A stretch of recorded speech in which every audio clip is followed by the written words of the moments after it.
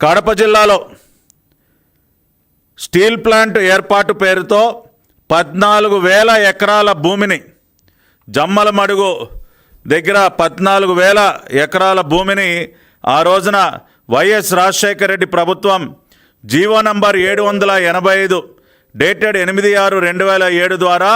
ఆ రోజున బ్రహ్మణి స్టీల్స్కి కేటాయించడం జరిగింది. ఎవరిది ఈ బ్రహ్మణి స్టీల్స్ అని ఒక్కసారి మనం కనుక ఈ బ్రహ్మణి ఇండస్ట్రీస్ అన్నది ఒకసారి కనుక మనం పరిశీలించినట్లయితే, మరి ఓబులాపురం మైనింగ్ కంపెనీ, గాలి జనార్దన్ రెడ్డి, మరి ఇతర ప్రముఖులు ఎవరైతే ఉన్నారో ఓబులాపురం మైనింగ్ కంపెనీ వెనుక మరి అదే వ్యక్తులు ఆ రోజున బ్రహ్మణి ఇండస్ట్రీస్ పేరుతో ఒక స్టీల్ ప్లాంట్, బ్రహ్మణి స్టీల్ ప్లాంట్ని ఏర్పాటు చేస్తామని చెప్పి ఒక ప్రతిపాదన తీసుకొచ్చి 14,000 ఎకరాలు జీవో నంబర్ 785 ద్వారా అత్యంత కారు చౌకగా ఆ రోజున తీసుకోవటం జరిగింది. ఎకరానికి మనం చూసినట్లయితే కేవలం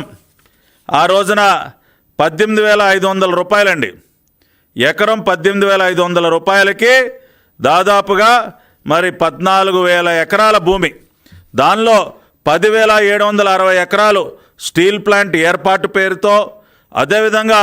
3,115 ఎకరాల భూమి విమానాశ్రయ నిర్మాణం పేరుతో 14,000 ఎకరాల భూమి కేవలం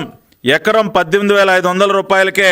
కట్టబెడుతూ మరి జీవో నంబర్ 785 ఆ రోజున రాజశేఖర రెడ్డి ముఖ్యమంత్రిగా ఉన్నటువంటి సమయంలో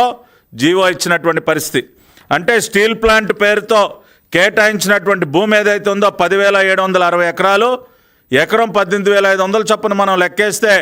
కేవలం 20 కోట్ల రూపాయలండి. కేవలం 20 కోట్ల రూపాయలకి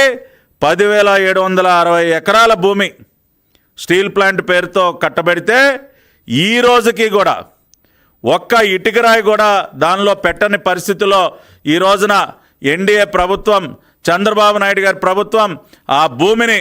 తిరిగి మళ్ళీ వెనక్కి తీసుకోవటం జరిగింది. ప్రజల సొత్తు ఏదైతే ఉందో, రాష్ట్ర ప్రభుత్వ ఆస్తి ఏదైతే ఉందో,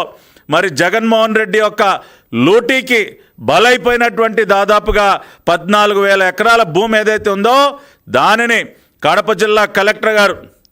చెరుకూరు శ్రీధర్ గారి ఆదేశాల ద్వారా ఇవాళ న్యాయస్థానాల్లో ఉన్నటువంటి అన్ని ఆటంకాలు తొలగించుకొని ఈ రోజున మళ్ళీ కూడా ప్రభుత్వ ఆస్తిగా, ప్రజల ఆస్తిగా మారినటువంటి పరిస్థితి ఇవాళ మనం గమనించాలి.